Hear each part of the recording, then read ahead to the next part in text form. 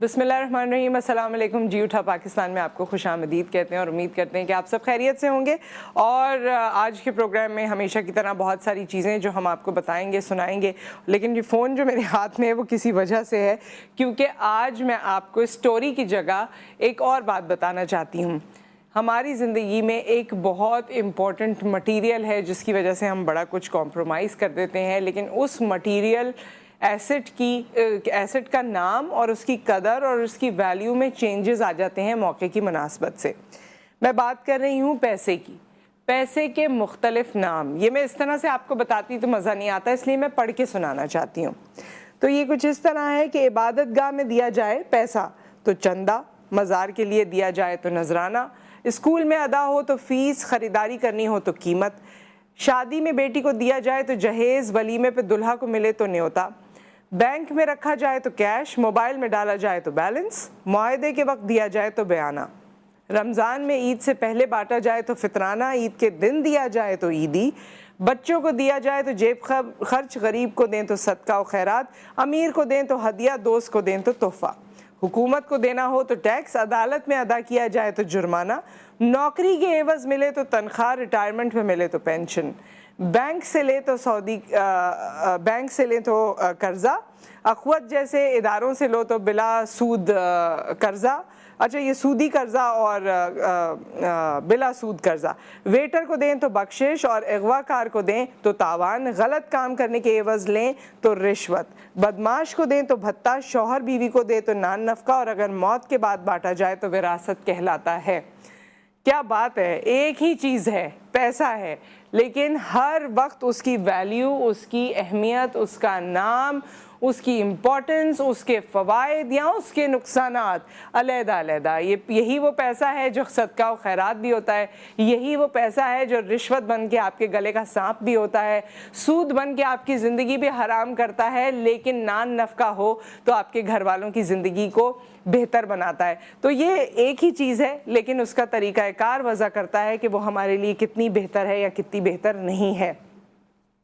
ये आज की हमारी स्टोरी तो नहीं, ये कुछ ऐसी बात है, ये कुछ ऐसी लाइंस हैं जो किसी ने लिख दी हैं, लेकिन इनका बड़ा असर है, तो ये हमने आपकी खिदमत में पेश करना चाहते थे। यहाँ पर आ गया है एक ब्रेक के बाद जब हम वापस आते हैं तो कुछ इंपॉर्टेंट ख़बरें आपसे शेयर करेंगे, और उसके बाद आज के प्रोग्राम में वैसे सेकेंड आवर में हम जो लॉ एनफोर्समेंट एजेंसीज़ के पर्सनल जिस तरह मुतासर हो रहे हैं या जिस तरह हमारी सोसाइटी में केसेस हो रहे हैं, पिछले कुछ दिनों में 2-3 केसेस ऐसे हुए हैं जिसने लोगों को दोबारा बड़ा कंफ्यूज किया है।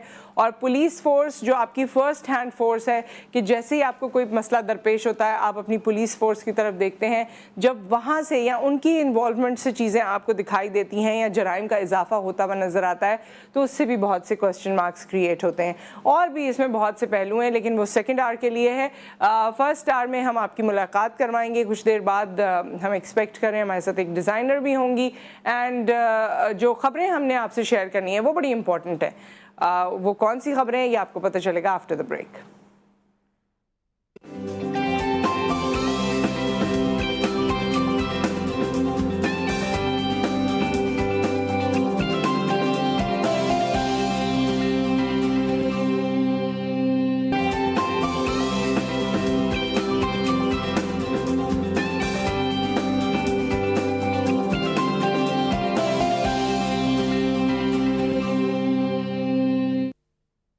Welcome back. और ख़वातीन और हज़रात, कल आपने सोशल मीडिया पे देखा होगा या वैसे न्यूज़ में सुना होगा, एक पाकिस्तान का वो नाम जो जिसको लॉलीवुड का इंसाइक्लोपीडिया कहा जाता है।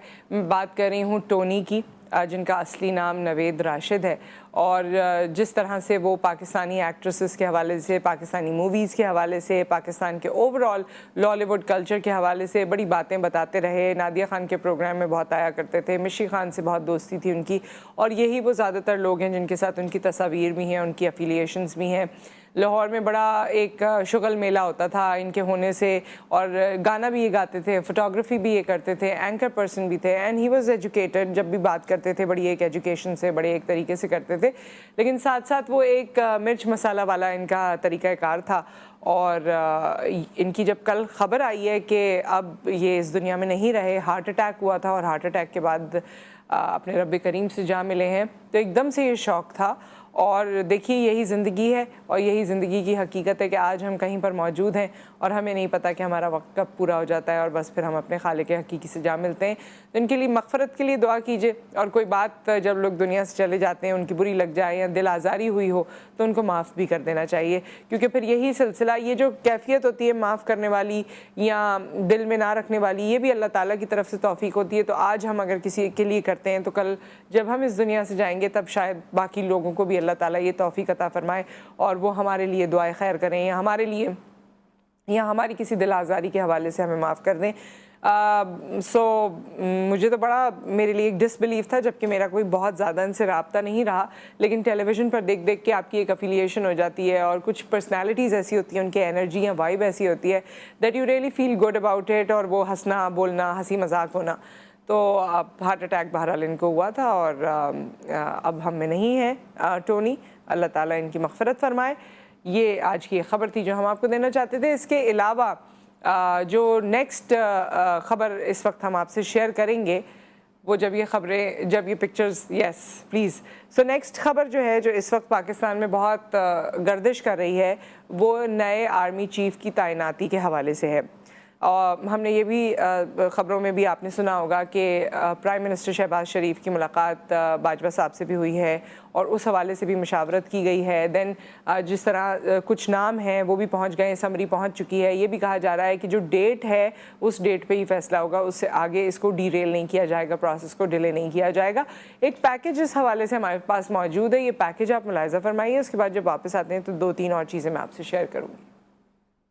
पाकिस्तान का नया आर्मी चीफ कौन होगा, फैसले की घड़ी आ पहुंची। मौजूदा army chief general Qamar Javed Bajwa की बहैसियत आर्मी चीफ मुद्दत मुलाजमत 29 नवंबर को ख़त्म हो जाएगी। उनकी रिटायरमेंट से कबल हुकूमत को फौज के नए सरबराह का तकर्रुर करना है। आईन पाकिस्तान के आर्टिकल 243 में अफवाज पाकिस्तान के सरबराह की तकर्रुरी का तरीक़ाकार वज़ा है, जिसके मुताबिक वज़ीर आज़म पाकिस्तान की एडवाइस पर सदर पाकिस्तान नए सिपह सालार को तैनात करेंगे।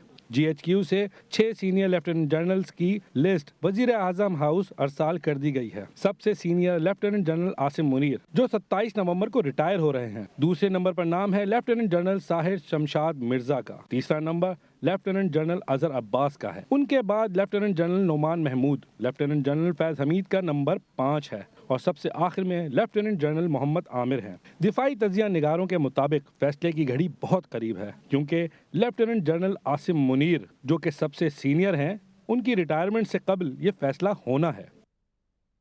जी, सो ये फ़ैसला होना है। और जिस तरह इसमें लेफ्टिनेंट जनरल आसिम मुनीर साहब का जिक्र हुआ, जो कि फ़र्स्ट प्रायोरिटी इस लिस्ट में सबसे पहले भी हैं और रिटायरमेंट भी उनकी नज़दीक है, और उनके हवाले से ये भी कहा जाता है कि ISI के हवाले से, इंडिया पाकिस्तान रिलेशनशिप के हवाले से जो एक्सपर्टीज़ हैं, जो इनके मामलात हैं, उसमें जो एक्सपर्टीज़ हैं वो खुसूसी तौर पर आसिम मुनीर साहब की हैं। और पुलवामा अटैक्स में भी इनकी बड़ी एक लर्निंग और बड़ा एक जो तरीक़ाकार होता है या बड़ी एक इन्वॉल्वमेंट होती है, वो लेफ्टिनेंट जनरल आसिम मुनीर साहब की रही है। So top of the list तो इस वक्त ये ऐसा महसूस होता है, जो बातें हो रही हैं कि जी जो टॉप ऑफ द लिस्ट है उसी को ही नया आर्मी चीफ तैनात किया जाएगा। लेकिन हिस्ट्री या प्रेसिडेंट हमें ये बताती है कि पाकिस्तान में हुकूमत अपने हिसाब से पिक एंड चूज़ करती है। वो लोग ऑब्वियसली जो उनको लगता है कि उनके साथ उनकी अलाइनमेंट बेहतर है या वो मिल के ज़्यादा बेहतर काम कर सकेंगे, लेकिन प्रेसिडेंट ये भी बताती है कि आपके अपने मनपसंद लोग जो आपने चूज़ किए हुए होते हैं, कभी कभी आपके साथ उनका बहुत अच्छा साथ नहीं चल पाता और उसमें भी आगे बड़े मसाइल होते हैं, जैसे मुशर्रफ साहब के दौर में भी हुआ। सो ज़रूरत इस अमर की है कि जब भी कोई तैनाती हो तो वो एक जो हमारे कॉन्स्टिट्यूशन में जिस तरह का प्रोसेस वज़ा किया गया है उसको फॉलो करते हुए हो और मेरिट पे हो। अगर मेरिट पे चीज़ें होंगी तो फिर उनका इधर उधर होना मुश्किल होगा।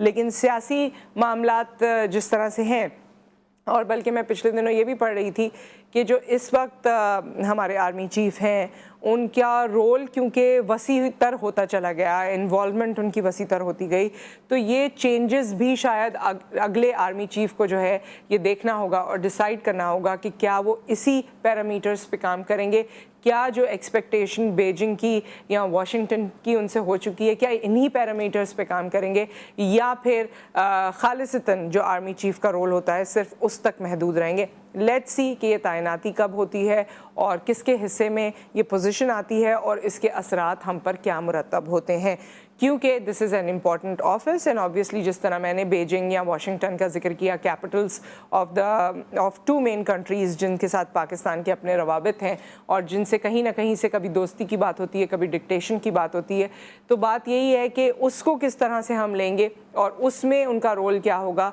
उसमें हमारी सियासी जमातों का रोल क्या होगा। आने वाले दिनों में इलेक्शंस हैं, फिर इलेक्शंस के बाद जो पार्टी मंजर आम पर आती है या फेडरल में जिसकी हुकूमत बनती है उनका किस तरह का ये एक रिश्ता कायम होगा आर्मी चीफ के साथ। So let's see, there are so many questions. और फिर जो हमारा प्रेसिडेंट है, मैं बार बार कहती हूँ कि वो प्रेसिडेंट हमें बताता है कि पहले भी इस तैनाती में क्या चीज़ें हो चुकी हैं और अब भी क्या किन चीज़ों के बारे में बात की जा रही है। वैसे ये एक कॉमन यूजुअल प्रोसेस है और इसे एक कॉमन यूजुअल तरीके से होना चाहिए। यहाँ पर आ गया एक ब्रेक के बाद जब हम वापस आते हैं तो आपकी मुलाकात अपनी मेहमान से करवाएंगे। आप हमारे साथ रहिए।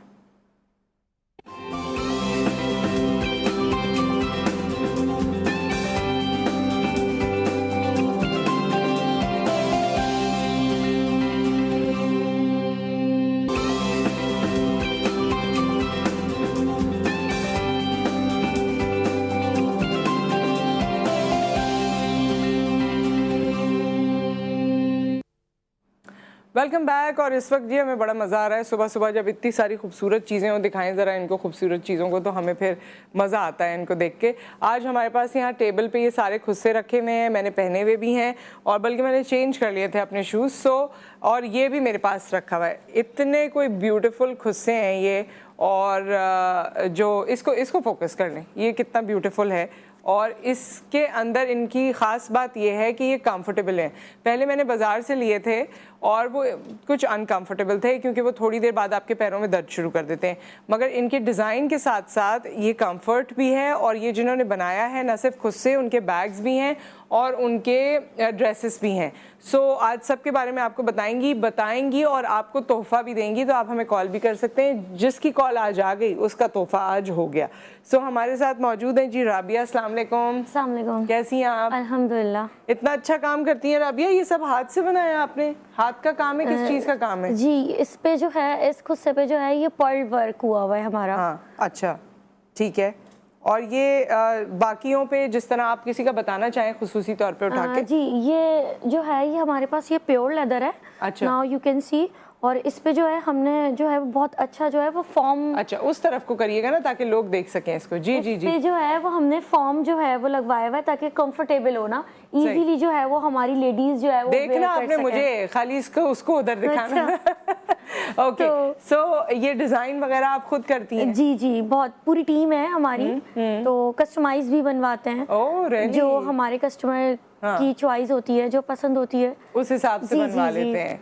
Very nice, different. अब तो आजकल तो वैसे भी आप देखिए शादियों में या वो कुछ ऐसे इवेंट्स होते हैं मेहंदी वाले, माइयों वाले, उसमें तो लड़कियां बड़े पहनती हैं, लोग कुछ लिखवाते भी हैं। जी जी, ऐसा ये बेसिकली अभी मुझे ये 15 डेज ही हुए हैं और बहुत अच्छा फीडबैक मुझे मिल रहा है इनका, बहुत अच्छा बहुत अच्छा। इसको सिर्फ 15 डेज हुए हैं? हाँ, इस वर्क को मेरे अभी सिर्फ इनके बैग्स भी हैं मेरे ख्याल में, अगर आप वो भी मुझे हैंड ओवर कीजिए। कुछ बैग्स हैं, कुछ सूट्स हैं इनके, ये इस वक्त हमारे पास मौजूद, ये खुस्से हैं। और आपकी कॉल सिर्फ आप, you are only one call away. जैसे ही आप कॉल करेंगे आपको ये तोहफ़ा आज रबिया की जानिब से मिलेगा। रबिया, आप विमेन एम्पावरमेंट पे भी काम करती हैं, आपके नज़दीक विमेन एम्पावरमेंट क्या है? मेरे नज़दीक वो है कि देखें, जैसे जैसे आपको पता है कि सोशल मीडिया का दौर है और हर ख़वातीन को जो है वो कुछ ना कुछ करना चाहिए, साथ देना चाहिए और मोटिवेशनल बनना चाहिए। और घर की सपोर्ट बहुत इंपॉर्टेंट होती है ख़वातीन के लिए। तो वुमेन एम्पावरमेंट पे वर्क कर रही हूँ और प्रमोट करना चाहिए हमें ना, ख़वातीन को प्रमोट करना चाहिए। जो ख़वातीन आगे बढ़ना चाहती हैं उनका साथ दें। अच्छा, कैसे ये आप इस पे जैसे वर्क कर रही हैं, आपने मुझे बताया, तो आप कैसे, ये आपका पेज है, ये हम जो इस वक्त स्क्रीन पे दिखा रहे हैं, ये आपके डिजाइन हैं? जी जी, ये सारे हमारे डिजाइन हैं। और ये कहाँ वैसे देख सकते हैं अगर किसी ने खरीदना हो तो? ये मेरी वेबसाइट पे भी आप देख सकती हैं और मेरे पेज पे भी देख सकती हैं सारी अच्छा। पिक्चर्स। किस नाम से आपका page? Stylish collection bye Rabia. अच्छा, स्टाइलिश कलेक्शन बाय रबिया, और इसमें आप कस्टमाइज भी करा सकते हैं? बिल्कुल बिल्कुल। राइट। और कितने अरसा हुआ आपको अपना ब्रांड स्टार्ट किए हुए रबिया? 6 years। 6 years हुए। आपने बाकायदा इसकी तालीम ली थी? नहीं, बस मुझे बहुत शौक था कि मुझे कुछ करना है, फिर मेरा पैशन हो गया कि मुझे मतलब डिज़ाइनर बनना है, फिर आगे आगे मेहनत करके आज आपके साथ बैठी हूँ। तो ये इन सब के बारे में आपको नॉलेज भी तो लेनी होती होगी ना, कि सोल कैसे होगा, बनेंगे कैसे, फिर ये जो इसकी एक कंपाइलेशन है वो कैसे होगी, सारी चीज़ों के बारे में। जी, मैं आपको ये बताना चाहूँगी, पहले तो मेरा मतलब यही है कि ड्रेसेस पे ही डिज़ाइनर ड्रेसेस होते हैं मेरे अच्छा, पास। हम इस बात को कंटिन्यू करते हैं, कॉल ले लें? जी। कॉलर आ गए, उनसे भी बात करते हैं। अस्सलाम वालेकुम। अस्सलाम वालेकुम सर, कैसी हैं आप? जी मैं ठीक ठाक, आप कैसी हैं और कौन हैं? जी मैं बिल्कुल ठीक हूँ, मैं नबीला बात कर रही हूँ मुल्तान से। जी जी, मैं आपका प्रोग्राम लाइव देखती हूँ, माशाल्लाह काफी इंफॉर्मेटिव है। बहुत शुक्रिया। रोजाना देखती हैं हमारा प्रोग्राम?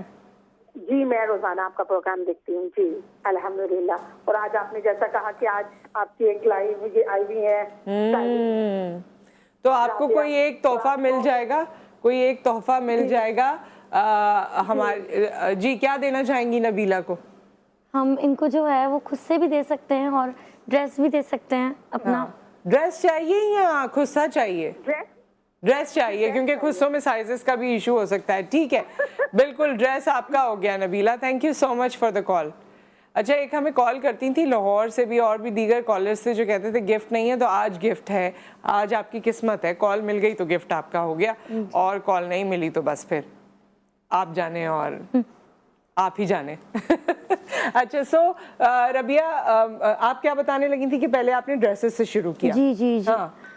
एक्चुअली मैं बस मैं अपने बच्चों से कॉन्वर्सेशन करी थी। 2 बच्चे हैं मेरे। जी। बेटा मेरा 15 इयर्स का है। अरे माशाल्लाह। और बेटी मेरी 13 इयर्स की है, तो जी। बच्चे बहुत ज्यादा साथ देते हैं मेरा। तो बस ऐसे ही बैठे बैठे हमने एक पेज बना लिया, फिर उस पे कोई ना लाइक्स था ना फॉलोवर्स है, ना कोई जानता था स्टाइलिश कलेक्शन को। अब माशाल्लाह मेरे 89,000 फॉलोवर्स हैं। 89,000। मेरे ख्याल में सोशल मीडिया जो है वो आपके बच्चे ही हैंडल करते हैं, है ना? अल्हम्दुलिल्लाह, अल्लाह का शुक्र है बहुत। अल्लाह ताला ने बहुत मेहनत की, और फिर हाँ। विंटर गाला भी किया है मैंने, समर अच्छा। गाला भी किया है। अच्छा। जी, इवेंट ऑर्गेनाइज भी करती हूँ, स्टॉल्स भी देती हूँ खवातीन को। अच्छा, किस तरह का इवेंट ऑर्गेनाइज करती हैं? हमारे पास इवेंट्स होते हैं, खवातीन जो है स्टॉल्स लगाती हैं और लोग आते हैं, शॉपिंग करते हैं। बच्चों के लिए पेट शो होता है और बच्चों के लिए फेस पेंटिंग, जंपिंग, बहुत क्राउड होता है उसमें भी। सीजन 3 में सक्सेसफुल रही हूँ माशाल्लाह से। अच्छा। सीजन 3 हो चुकी ये है पूरा हमारी। आप गाला करती हैं, आप ऑर्गेनाइज करती जी हैं? जी, मैं ऑर्गेनाइज करती हूँ। वेरी नाइस भाई, आप तो बड़े बड़े काम करती हैं, अल्हम्दुलिल्लाह। है ना? माशाल्लाह। और कितने, ये सब 6 साल से ही कर रही हैं? विंटर गाला करते हुए मुझे फेस्टिवल करते हुए तकरीबन 2 साल हो गए। अच्छा। मैंने 1 ईयर में 3 सीजन्स किए हैं अरे अल्हम्दुलिल्लाह। वाह। तो इसमें क्या आप सारा ऑर्गेनाइज करती हैं, मैनेज भी आप करती हैं, स्टॉल्स भी आप देती हैं, करती नहीं, कहाँ हैं? मेरी टीम है, और अच्छा। हम लोग कोई अच्छा सा जगह देख लेते हैं, कोई अच्छी सी वेन्यू देख लेते हैं। हाँ, कौन सा वेन्यू होता है? लास्ट कौन सा वेन्यू था? एक हमने स्कूल में किया था। अच्छा। और वो जू भी है, बहुत अच्छा हमें फीडबैक मिला था। नॉर्थ में। जी जी, बहुत अच्छा फीडबैक मिला था हमें वहाँ पे नॉर्थ में, ब्लॉक जी में। तो वहाँ पे किया था। उसके बाद नॉर्थ में ही करती रहती हूँ मैं। अच्छा। फीडबैक बहुत अच्छा मिलता है, खवातीन बहुत खुश होती हैं, बच्चे बहुत एक्साइटेड होते हैं। उन खवातीन को मौका मिलता है कि जो घर में बैठी हुई बोर हो रही होती हैं, जो बाहर नहीं निकल पाती, तो फ्री स्टॉल्स भी दिए उन खवातीन को मैंने। Okay, very nice. तो ये बड़ा बहुत- अच्छा है। जी। तो इस तरह से आप विमेन एम्पावरमेंट पे जी, भी जी। काम करती हैं। अच्छा, तो फिर इतने दुखी और मासूम शक्ल क्यों बनाई होती है, ये बताएं, इतने सारे काम करके? नहीं, बस आपको लग रहा है, ऐसा नहीं है, मुझे आपसे मिलके बहुत अच्छा लग रहा है। अच्छा, आपकी thank you so बातें much। और बहुत अच्छा लग रहा है। हाँ, मेरी बातें ही अच्छी हैं बस। नहीं, खैर मुझे भी बहुत अच्छा लगा, बिकॉज मैं ये एक्सपेक्ट नहीं कर रही थी कि मुझे इतनी मज़ेदार सी चीज़ें देखने को मिलेंगी, बहुत लेकिन thank मुझे you, बड़ी बहुत मज़े की जज़ाकल्लाह। चीज़ें देखने को मिली। और सुबह में, और वैसे भी ख़वातीन का तो शौक होता है ना, कपड़े, जूते और ये वाली चीज़ें पे तो आपकी आके सारा इंटरेस्ट जो है वो कभी आपके पास जो आपका वार्डरोब है, मैं तो कहती हूँ सब खवातीन का वार्डरोब जो है ना इसी तरह बाबरकत रहे, बिल्कुल, और ऐसे ही इसको है। मजीद बरकतें आप डालते रहें, मजीद आप खुश होते रहें। आप ये ड्रेसेस भी खरीद सकते हैं, मैं आपको दिखाऊंगी भी एक दो निकाल के, थोड़ा सा दिखा दूंगी। सो एक ब्रेक आ गया, ब्रेक के बाद हम वापस आते हैं और फिर कंटिन्यू करते हैं।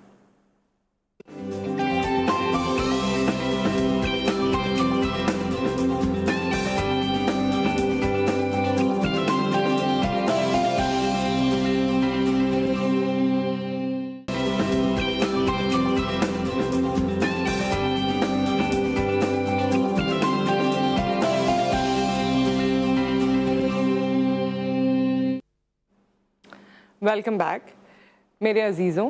जो नंबर स्क्रीन पे चला था डिज़ाइनर का, उस पे कॉल करने से तोहफ़ा नहीं मिलेगा, तोहफ़ा मिलेगा हमें कॉल करने से। और अगर आप शो के बाद भी उनको कॉल करेंगे तो तोहफ़ा नहीं मिलेगा। वो नंबर सिर्फ इसलिए चला था कि अगर आपका मूड हो ख़रीदारी का तो आप ख़रीदारी कर सकते हैं, अगर आपका मूड हो कस्टमाइज ऑर्डर्स करने का तो आप कर सकते हैं, लेकिन कॉल आपने इन नंबर्स पे करनी है जो अब स्क्रीन पे चल रहे हैं, और तोहफ़ा भी इन्हीं नंबर्स पे कॉल करने से मिलेगा, ऐसे नहीं मिलेगा। सो हमारे साथ रबिया मौजूद हैं, और रबिया ने, मैं इनका ये पूरा ड्रेस नहीं खोलना चाह रही, मैं अपने घर में ये बहुत करती हूँ, जो अनस्टिच जोड़े होते हैं ना, खोल वोल के बाद में दूसरों को कहती हूँ आप तय लगा दें, तो वो इसलिए मैं ये हरकत यहाँ नहीं करूँगी। But this is so beautiful. ये कौन सा कपड़ा है रबिया? ये लॉन मटेरियल पे है। अच्छा रबिया की ये सारे जो ड्रेसेस हैं ये अनस्टिच हैं ऑब्वियसली, और जिस तरह ये कमीज़ है और दुपट्टा है एंड ट्राउज़र है। सो रबिया की अपनी शॉप भी है बफर जोन में, जी है ना? माशाल्लाह। कितना टाइम हुआ उसको? अभी उसको 3 मंथ्स हुए हैं। 3 मंथ्स हुए। कैसा रिस्पॉन्स है? बहुत अच्छा, अच्छा, अल्हम्दुलिल्लाह। तुम कपड़ों की कीमत क्या करती हो? महंगे होते हैं, सस्ते होते हैं, नॉर्मल होते हैं? बहुत रीजनेबल प्राइस में, मेरे पास 1850 से स्टार्ट है और 10,000 तक है। अरे वाह। जैसे इस तरह का जोड़ा है वो कितने का होगा? 2600। 2600 का। सही है, not bad, not at all. और बल्कि आप अक्सर, मैं उनका नाम नहीं लूंगी, लेकिन अक्सर ब्रांड्स के लिए आप काम करती हैं, उनको भी बना के देती हैं ना जी कपड़े? जी जी।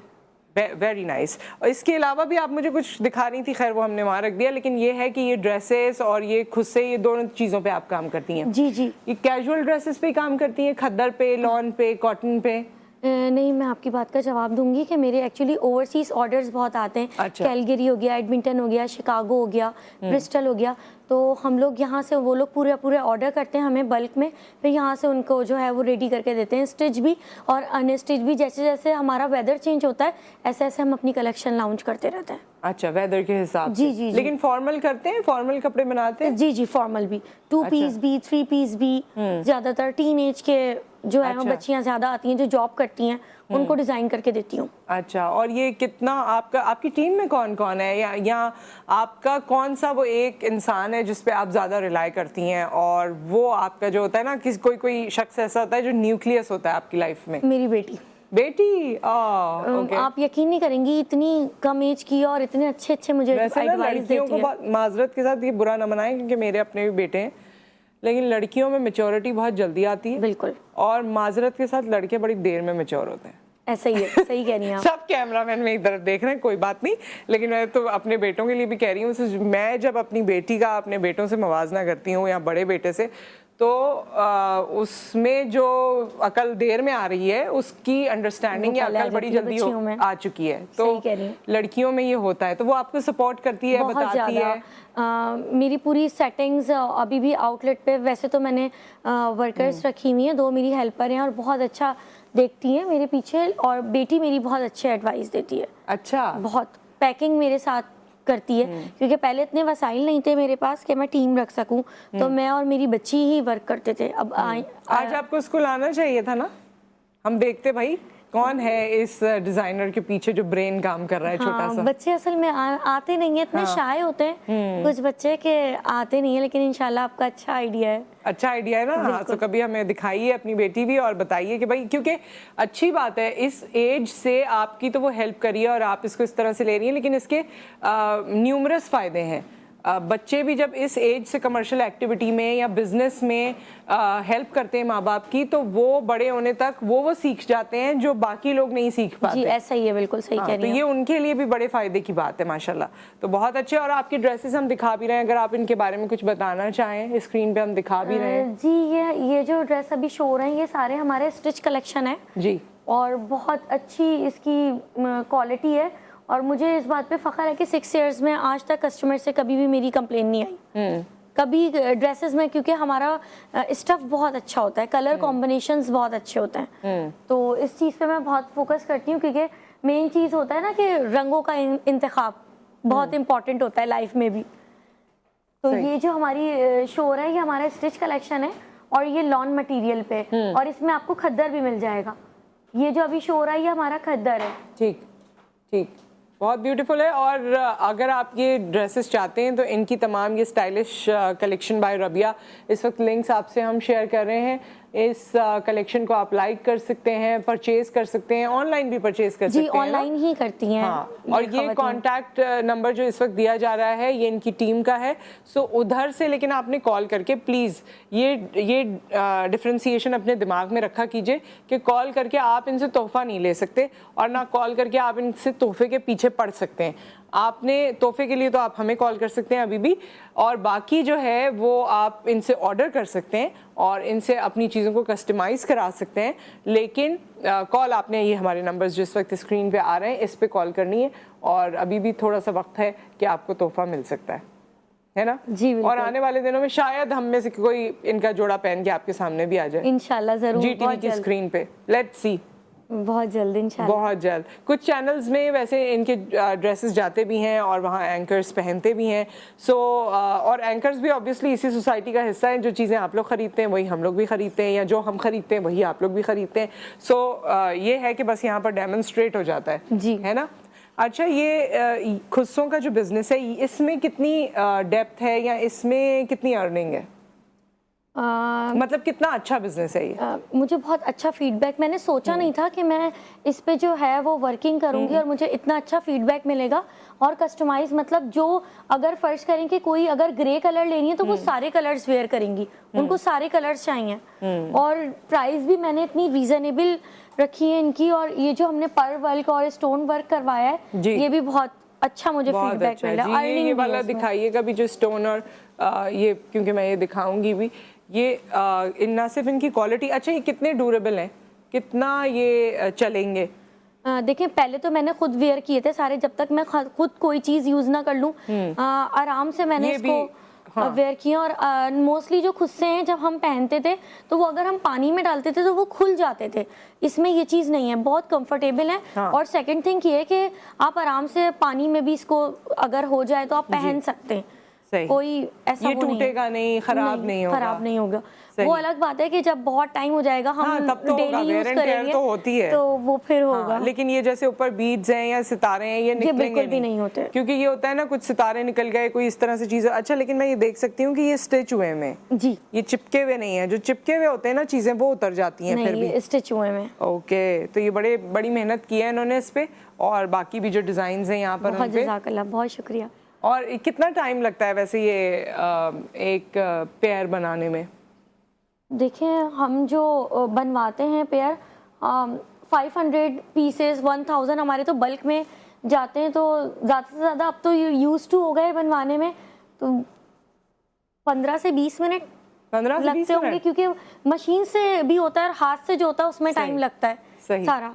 क्योंकि ये फैब्रिक भी आप देख सकती हैं, इस पे पहले फैब्रिक पे होता है ये पूरा वर्क, उसके बाद फिर हम ये सिलाई करवाते हैं पूरा कि खराब ना हो। स्टिच वो मतलब लाइक स्टक नहीं हुए वे, इस पे पूरा मैंने जो है वो प्रॉपर्ली आपने उसको स्टिच किया हुआ है, स्टिच करवाया हुआ है, स्टिच किया हुआ है, और कंफर्टेबल भी है वो तो मैंने आपको बताया क्योंकि मैंने खुद भी पहने। Thank you so much Rabia for coming, और इंशाल्लाह आपसे मुलाकात रहेगी। और हम मुझे भी बहुत अच्छा लगा आपके शो में आके, आपसे बात करके, बहुत अच्छा शो कंडक्ट करी है, बहुत शुक्रिया आपका, थैंक यू सो मच। दुआओं में हमेशा याद रखिए। और एक ब्रेक आ गया, ब्रेक के बाद हमारा काफ़ी संजीदा नौयत का टॉपिक है, लेकिन बहुत ज़रूरत है इस वक्त कि हम उस पर डिस्कशन करें। रिसेंटली जो मामलात हुए हैं, जो फुटेजेस वायरल हो रही हैं, जो वीडियोज़ वायरल हुई हैं, उसके हवाले से बहुत से सवालिया निशान हैं, उस पर हम बात करेंगे आफ्टर द ब्रेक।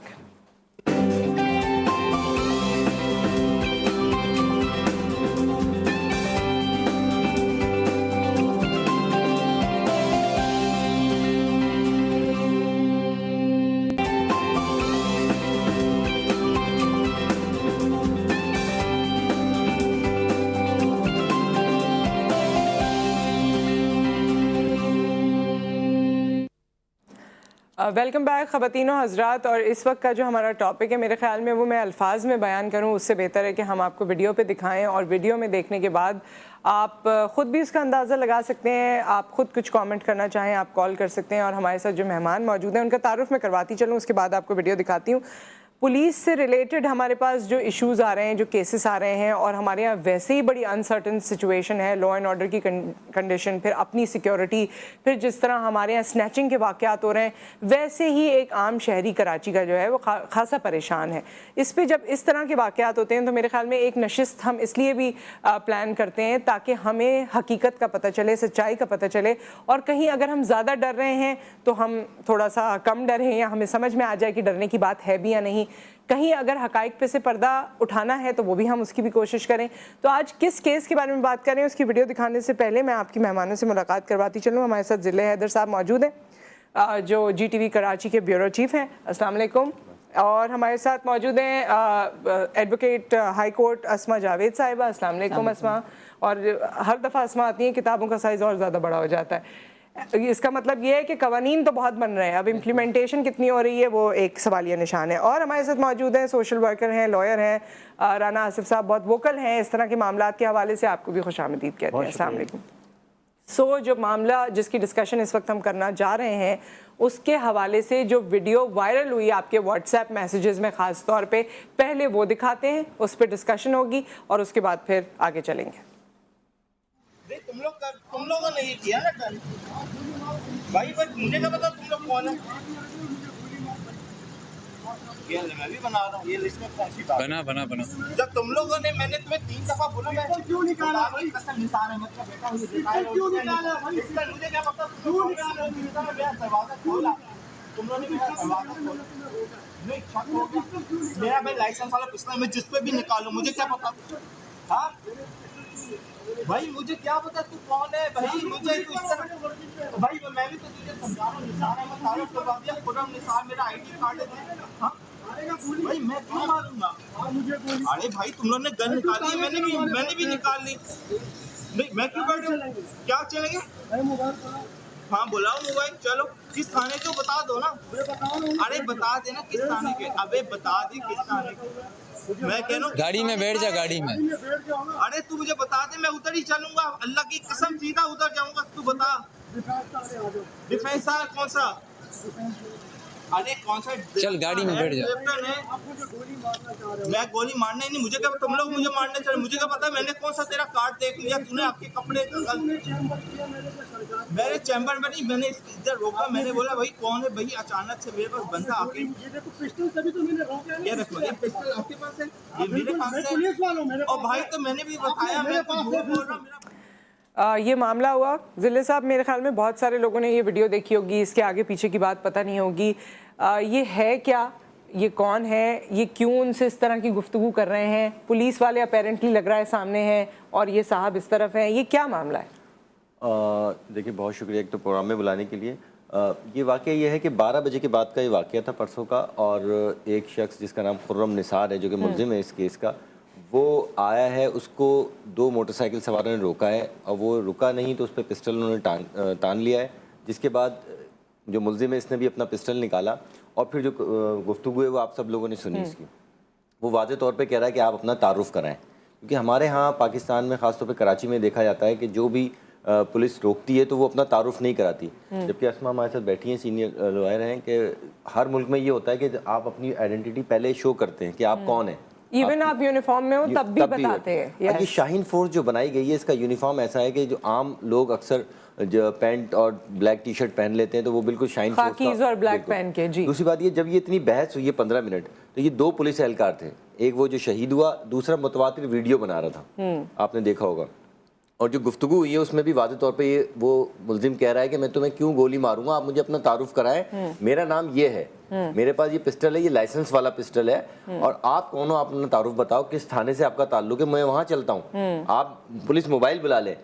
अच्छा, जब ये वाक़या हो जाता है, वो फायर करता है और वो पुलिस एहलकार जो शहीद हो जाता है, इसके बाद वो दूसरा पुलिस वाला कहाँ गया जो वीडियो बना रहा था, उसने क्यों नहीं उस पर काउंटर फायर नहीं, किया। और पीछे आने की वजह क्या थी? जैसे अब तो 2-3 दिन गुजर चुके हैं, कोई वजह पता चली कि वजह पीछे तो क्यों आए थे? आप भी शहर कराची में रहती हैं, आपको पता है पुलिस वाले इधर से उधर रात को मूव करते रहते हैं, फैमिलीज को रोकते हैं, दूसरे लोगों को रोकते हैं, तंग भी करते हैं, ठीक है ना। ये भी अपने इलाका छोड़ के, अपनी पिकेट छोड़ के दूसरे इलाके में ये गए, इसकी तो बाद में तहकीकात होगी। और फिर ये वीडियो जो आप देख रहे हैं, ये एक पुलिस वाले की वीडियो है, के मोबाइल की वीडियो है। अभी 3 मोबाइल और चल रहे हैं, उनकी वीडियो अभी तक नहीं आई है।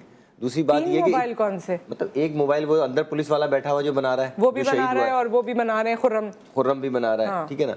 बहरहाल ये सारा वाकया हुआ है। अब इसके बाद तहकीकात होगी, पता चलेगा कि कौन कसूरवार है, लेकिन बेकसूर लोगों को पकड़ लिया गया। एक वो चौकीदार उनके घर का, एक ड्राइवर है, एक उनके बहनोई है खुर्रम का, उसको गिरफ्तार कर लिया है कि भाई अब तहकीकात होगी।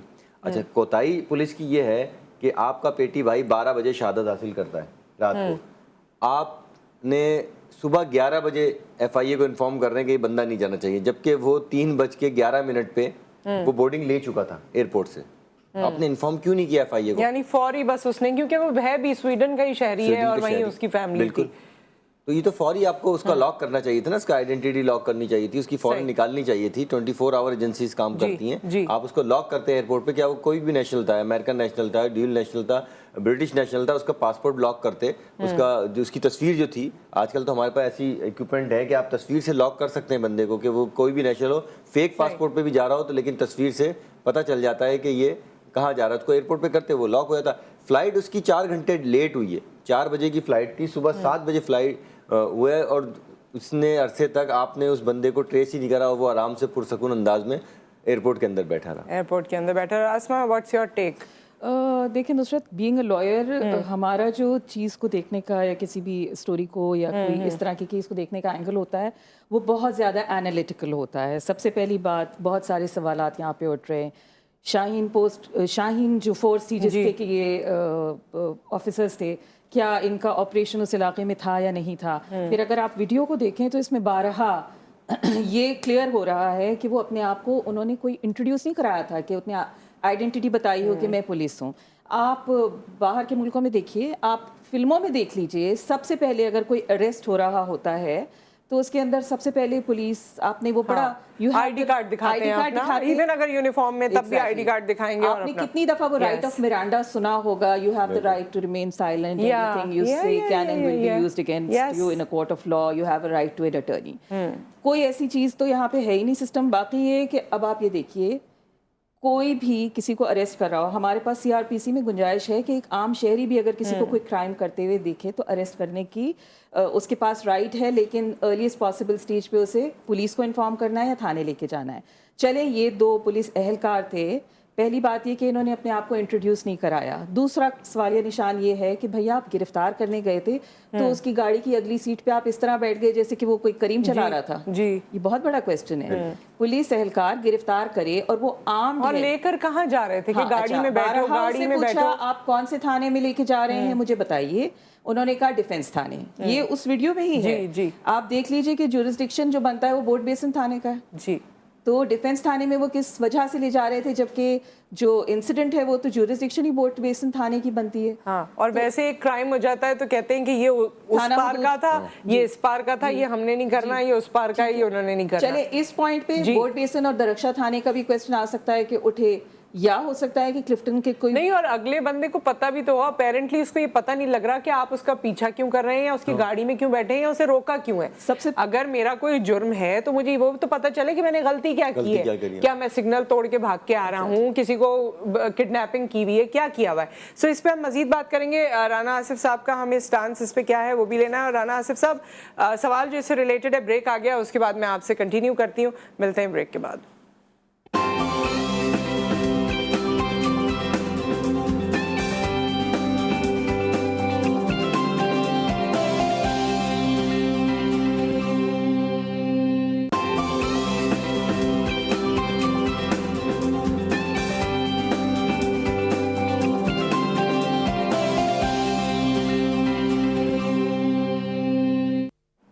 Welcome back. हमारे साथ ज़िले हैदर साहब मौजूद हैं, अस्मा जावेद मौजूद हैं और अब हम सवाल करने जा रहे हैं राना आसिफ साहब से। राना साहब, सबकी गुफ्तगू भी आपने सुनी। 2-3 दिन 4 दिन जो गुजर चुके हैं उसमें पुलिस की तरफ से कोई ऐसा खातिर खा स्टेटमेंट नहीं आया, यानी अपनी पोजीशन को भी उन्होंने क्लियर करना नहीं मुनासिब समझा, या अपने बारे में बताना कि जी हमारे 2 शाहीन निकल जो चुके थे तो ये क्या क्या कर रहे थे या इन्होंने क्या होते हुए देख लिया था, या कुछ खास बात पता चली है नहीं चली है? देखिए, पुलिस मुख्तलिफ वर्जन दे रही है। एक तो शुरू में जब इन्होंने कहा कि एक खातून एक किडनैप हो रही थी, अब जो किडनैप हो रही थी वो सर्वाइवर किधर है? $100 मिलियन क्वेश्चन तो यहीं से शुरू होता है कि जहाँ से स्टोरी लाइन ये शुरू हुई। दूसरा सवाल ये शुरू होता है कि थाने में जितने रजिस्टर होते हैं ये लोग जहाँ तैनात थे क्या वहाँ एंट्री करके गए थे? और दूसरा, ये स्नैप चेकिंग की परमिशन किसी DSP लेवल के शख्स से लेके गए थे। ये आमतौर पे पुलिस वायलेट करती रहती है और इसी वजह से जो है आपस में पुलिस और अवाम के दरमियान जो है कॉन्फ्लिक्ट पैदा होता है। और ये मैं तो इन दोनों को ही इनोसेंट विक्टिम कह रहा हूँ कि पुलिस वाला भी जो ये शहरी था, ये दो both are the innocent victim of the system. कि सिस्टम ही आपने ऐसा नहीं बनाया कि इनकी कैपेसिटी बिल्डिंग पुलिस की करें कि भाई आपने सबसे पहले तो इनके आजकल एक टॉफ़ी भी खरीदें एक बड़े सुपर स्टोर से तो उसमें QR कोड होता है, तो आप इनके कार्ड्स पे QR कोड दिला दें ताकि शहरी अपनी गाड़ी के शीशे में से देख ले। और फिर आपने इस तरह की ट्रेनिंग की हुई है कि वो दरवाज़ा खोल के अंदर बैठ गया, 3 वीडियो लोग बना रहे हैं और आप उसका राइट और उसको कहे जा रहे हैं ना कि बैठो। हाँ, और आप उसका राइट टू प्राइवेसी भी उसका खत्म आपने छीन लिया उसका, और आप अग्रेशन पे मजबूर कर रहे हैं लोगों को। और सबसे बड़ी बात है, ऐसे शहर में राना साहब, सॉरी कत्ते कलामी होती है, ऐसे शहर में जहां आज कोई भी गाड़ी वाला जब बाइक गुजरती है वो डरता है, बाइक वाला जो है गाड़ी वाले से डरता है, सबको ये लगता है कि जी मुझसे मोबाइल छीन लिया जाएगा। जब लोग आते हैं तो एक सहम सा जाता है इंसान गाड़ी के अंदर जो भी बैठा होता है। अच्छा, इसके दूसरा पहलू देखेंगे, इस केस के जो पेशरफ्त हुई उसमें कितने फ्लॉज सिस्टम को एक्सपोज कर दिया उसने। कि आप देखें कि ज़िले साहब ने बड़ी तफसील से बताया कि जिस तरह वो एक्यूज यहाँ से एस्केप करके स्वीडन चला गया, ये कोई एक नई बात नहीं है, लोगों को पता नहीं है, रोज़ाना का मामूल है।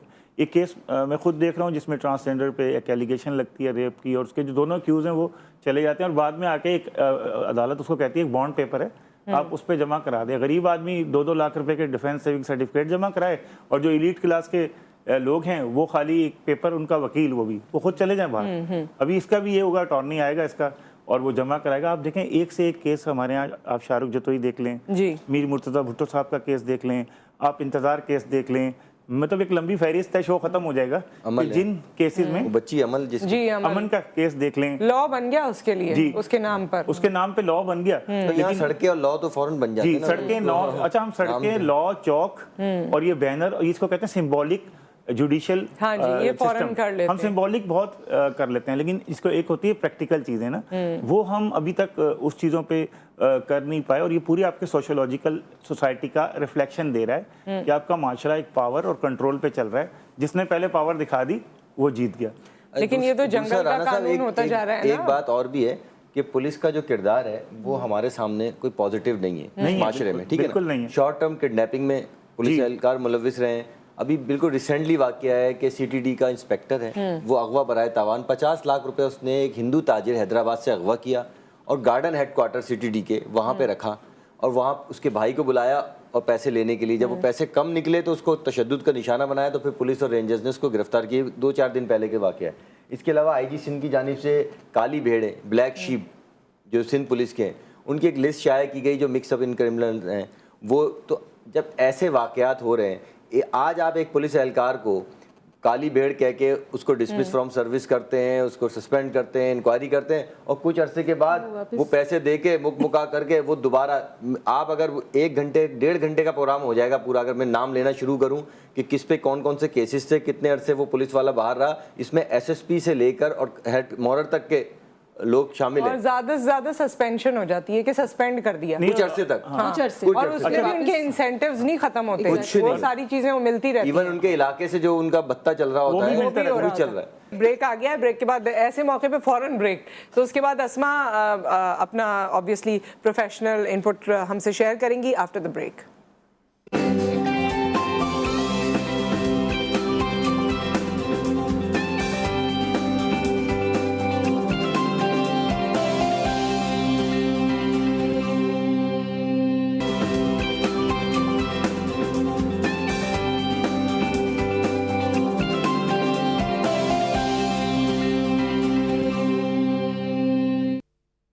Welcome back. और गुफ्तगू हमारी जारी और सारी है। हम आपको जिस जानिब बात कर रहे हैं, ज़ाहिर है इससे शायद बहुत सारे लोगों को ये भी लगे कि हम इस वक्त खुर्रम के हवाले से हमारी इंक्लिनेशन ज़्यादा है, जो मुल्क छोड़ के जा चुके हैं, जिन्होंने एक पुलिस वाले पर गोलियां चलाई और वो पुलिस वाला उस नतीजे में अपनी जान की बाजी हार गया।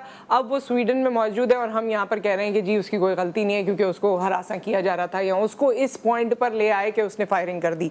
तस्वीर का दूसरा रुख भी ज़रूर देख लेते हैं और देखते हैं कि फिर हमारा यहाँ से क्या आर्ग्यूमेंट जनरेट होता है। एक पैकेज हमारे पास है, ये मुलाहिज़ा फरमाइए, फिर हम वापस आते हैं। कराची के इलाके डिफेंस में हुआ एक अफसोसनाक वाकया। पुलिस की शाहीन फोर्स का एक एहलकार अब्दुल रहमान ड्यूटी के दौरान फायरिंग से जा बहक हो गया। एसएसपी साउथ के मुताबिक कातिल कार सवार एक औरत को अगवा करने की मुबैना कोशिश कर रहा था। उसी दौरान मोटरसाइकिल पर सवार शाहीन फोर्स के 2 एहलकार मौके पर पहुंच गए और तल्ख कलामी के बाद मुलजिम ने अपनी पिस्तौल निकालकर एहलकार पर फायर किया और अपनी ही कार में मौके से फरार होने में कामयाब हो गया। डीआईजी साउथ ने मुलजिम खुर्रम निसार का नाम एग्जिट कंट्रोल लिस्ट में शामिल करने के लिए FIA इमिग्रेशन सेल इस्लामाबाद को खत लिखा, मगर उस वक्त तक बहुत देर हो चुकी थी क्योंकि मुलजिम बआसानी कराची एयरपोर्ट से गैर मुल्की एयरलाइन से स्वीडन पहुंच गया। FIA के हाथ कुछ ना लग सका, या शायद हाथ लगाना ही नहीं चाहा। क्या गैर संजीदगी मुलजिम के फरार का बाइस बनी? पुलिस ने मुलजिम के घर पर छापा मारकर असलहा और अहम दस्तावेजात बरामद कर ली और चौकीदार को गिरफ्तार कर लिया। जहां बहक एहलकार अब्दुल रहमान की अगले महीने शादी थी। क्या शहीद के कातिल गिरफ्तार हो सकेंगे? क्या पुलिस को भी इंसाफ की फराहमी मुमकिन नहीं? सवालात कई हैं मगर शायद जवाब मौजूद नहीं। जी अस्मा, क्या कहेंगी आप इस हवाले से? जी देखिए, जो सिचुएशन है वो सामने है। जो पुलिस एहलकार इसमें जा बहक हुए हैं, गोली तो उनकी तरफ से भी चली थी, बिकॉज ऑल टुगेदर 3 गोलियां थी, जिसमें से कि एक जो है वो उनके वेपन से चली थी। कराची जैसे शहर में रहते हुए मेरी या आपके साथ भी अगर ऐसा इंसिडेंट हो कि जी चलती गाड़ी में आके पुलिस रोक, कोई भी इंसान अपने आप को काली टी-शर्ट पहन के और बग़ैर आइडेंटिफिकेशन कराए हुए आगे सीट के ऊपर बैठे, तो हम भी घबरा जाएंगे, प्रॉबली ये भी पैनिक कर गया। मैं ये नहीं कह रही कि पुलिस हमेशा नेगेटिव किरदार अदा करती है, ऐसा नहीं है। एज सिटीजन्स हमने ये भी देखा है कि हम किसी भी पैनिक सिचुएशन में हैं, कोई भी इमरजेंसी है, the first number that I have dialled out is 15 और मुझे रैपिड रिस्पांस मिला है। ऐसा नहीं है कि पुलिस हमेशा कोई एक मनफी किरदार अदा करती है। हर प्रोफेशन में, हर फील्ड में अच्छे बुरे लोग होते हैं, मगर ज़रूरत इस चीज़ की है इस पॉइंट पे कि पुलिस के सिलसिले में अभी कॉन्फिडेंस बिल्डिंग मेजर्स होने चाहिए। आप बैरूनी ममालिक में देखिए, एक वहाँ पे सिस्टम बहुत अरसे से नाफिज है कि बॉडी कैमरास, पुलिस के ऊपर कैमरा ऑलरेडी बॉडी पे मौजूद होता है, जिसको वो एप्रीहेंड कर रहे होते हैं, रोक रहे होते हैं, उसको वो आइडेंटिफिकेशन अपनी कराते हैं। सामने वाले बंदे को भी पता होता है कि पुलिस वाला है और बॉडी कैमरे में सारी डिटेल्स रिकॉर्ड हो रही होती हैं। As and when the situation develops वो फुटेज काम आती है। बहुत दफ़ा कन्विक्शंस होते हैं, बहुत दफ़ा जैसे कि अभी एक कुछ अरसे पहले अमेरिका में एक सियाफाम इंसान को एप्रीहेंड करने के वक्त उसका उसी कोशिश में उसका इंतकाल हो गया था, तो उस बॉडी कैम ने ही मदद की ये फुटेज प्रोवाइड करने में कि पुलिस की तरफ से थोड़ी सी ज्यादती हुई थी और ज़दको ब्लैक लाइव्स मैटर की कैंपेन चली थी। लेकिन आप ये देखिए कि उस बॉडी कैम का एक रोल था, ट्रांसपेरेंसी थी। वो पुलिस वाला भी पकड़ा गया, उसके ऊपर केस भी चला है, सजा भी हुई है। तो इस तरह की चीज़ें हमें डेफिनेटली लानी पड़ेंगी। शहर के हालात ऐसे हैं कि मगिंग, स्नैचिंग ऐसे इंसिडेंट्स होते हैं। चले हम यहाँ पे ये कह रहे हैं कि जी इनका इलाका नहीं था और हमें एक डाउट हो रहा है कि जी शायद ये कोई और किस्म की कार्रवाई थी और अभी तक वो लड़की सामने नहीं आई है, जिसके बारे में एलिजिडली कहा जा रहा है कि उसको किडनैप करने की कोशिश कर रहे थे। लेकिन इसमें तो पुलिस को अपनी पोजीशन को खुद क्लियर करना पड़ेगा। बहरहाल मैं फिर भी ये कहती हूँ कि इसी शहर में रहते हुए जहाँ नेगेटिव एंगल हम देख रहे हैं, पुलिस का एक पॉजिटिव रोल भी है कि जब भी कोई इमरजेंसी होगी हम सबसे पहले 15 कॉल करेंगे और रैपिड रिस्पांस हमें मिलेगा, पुलिस हमेशा आएगी। लेकिन ये है कि ये गैप पुलिस के और आम आदमी के दरमियान अब बढ़ता जा रहा है। हमारे यहाँ वैसे ही ट्रस्ट डेफिसिट है, हम पुलिस पे उस तरह का ट्रस्ट करते नहीं है। गैप है ये कम करने की कोशिश की गई थी आज से कोई 15 साल पहले, और एक कम्युनिटी पुलिसिंग के लिए अरबों रुपए खर्च किए गए थे। जगह जगह अभी भी वो सेंटर बने हुए हैं जहाँ पे बाहर जो है ताले लगे हुए हैं, कचरा पड़ा हुआ है, और उसमें करोड़ों रुपया खर्च किया गया था। उसमें आम पब्लिक का पैसे भी थे, उसका कुछ नहीं हो सका। जैसे असमा की सोच बहुत अच्छी है कि बॉडी कैमरे लगने चाहिए। बॉडी कैमरे बात की बात है, पहले जो स्ट्रीट कैमरे हैं उनका क्या हुआ? जो सेफ सिटी प्रोजेक्ट आ रहा था उसका क्या हुआ? पहले तो वो आप कंप्लीट करें ना। इसके अलावा मोबाइल पे ट्रैकर थे, मोटरसाइकिल पे ट्रैकर लगने की बात थी, वो अभी तक नहीं हो सका। तो ये माहौल, ये आवे का और बेसिक ट्रेनिंग भी तो, डिसिप्लिन या एम्पैथी, ये सब भी तो पुलिस के अंदर होनी चाहिए मैं वहीं पे आ रहा हूँ। जो हमारे गवर्नर पंजाब थे जिनको गोली मारी गई थी, सुलेमान तासीर, उनके बाद ये कहा गया कि पुलिस में अब जो भी भर्ती होगा साइकेट्रिस्ट उसका जो है इंटरव्यू करेगा और उसके बाद अपने रिकमेंड्स देगा तो फिर उसको हायर किया जाएगा। उसका भी अभी तक कुछ नहीं हुआ। तो ऐसे बहुत सारे प्रोजेक्ट हैं। आज आप ये प्रोग्राम कर रहे हैं, ये थोड़े दिन के बाद पुराना टॉपिक हो जाएगा, हम नए किसी प्रोग्राम की बात कर रहे हैं। और आप देखें, मैं आपके थोड़ा सा शेयर नाज़रीन से करता रहूँ कि देखें जो लेजिस्लेशन की है सिस्टम को बेहतर, विटनेस प्रोटेक्शन आपने एक्ट बना लिया, नीचे कोई विटनेस बोर्ड कोई चीज़ नहीं बनाई, बस आपने यूएन में हर जगह आपने ग्रे लिस्ट में, आप अच्छी लिस्टों में आ गए। आपने डोमेस्टिक वायलेंस एक्ट बना लिया, लेकिन कोई एक तरह का आपने ऑफिसर नहीं रखा। आप अरबों रुपए का एमपीए हॉस्टल बना सकते हैं, अगर इसके लिए आपके पास पैसे नहीं हैं, उस एमपीए हॉस्टल के लिए आपके पास पैसे मौजूद हैं। तो प्रायोरिटी, जो कराची एक पॉलिटिकल इकोनॉमिक हब है, कराची से कोई 50 से 60 अरब रुपए की रिश्वत चीज़ें हर जुडिशरी में या आपकी पुलिस हो, कोई भी इदारा हो, और या एसबीसी हो, ये सब सिस्टम को रोकने के लिए ना तो कभी सेफ सिटी कैमरास बनने देंगे, और सियासी जमातें जो हैं बल्दियाती इलेक्शन की हमेशा मुखालफत करती रहेंगी ताकि नीचे सिस्टम ना बने।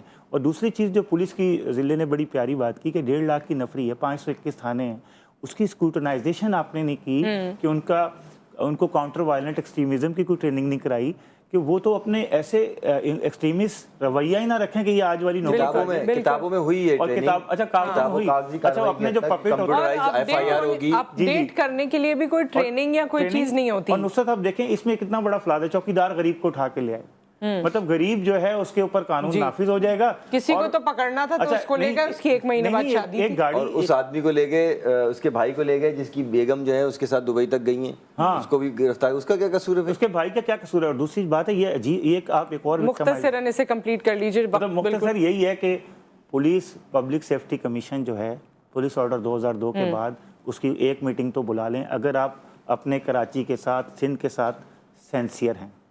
With that, thank you so much. आप सबके वक्त का, आप सबकी प्रेजेंस का, तमाम बातें हमारे मुअज़्ज़िज़ मेहमान इस वक्त आपको बता चुके हैं।